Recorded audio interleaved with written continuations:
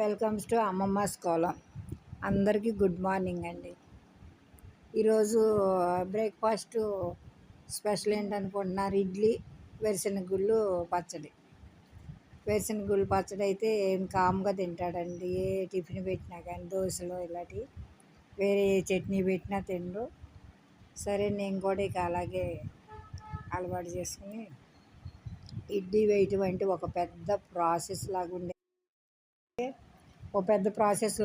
పెళ్ళైన కొత్తలో ఆ మా అత్తగారి ఇంటి దగ్గర రోట్లో రుబ్బి మా అమ్మ మా చేత రుబ్బించేది కాదు. అక్కడ పోయిన తర్వాత తప్పదు కదా, అలా రుబ్బి నలిగిందా లేదా చూస్తాను ఆగండి అమ్మ ఒక్క నిమిషం అని చెప్పి వచ్చి ఆవిడ మళ్ళీ పిండి పట్టు చూసి ఇంకో 2 తిప్పులు వేయండి అమ్మ అలా చెప్తూ ఉండేవాళ్ళు.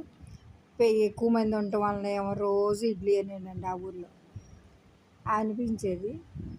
వేయటం ఇలాగే సరిపో ఎక్కువ మంది ఉండటం వలనేమో రోజు ఇడ్లీనే వేసేవాళ్ళండి. ఇప్పటికి ఇంతేనండి. మళ్ళీ షార్ట్తో వస్తాను.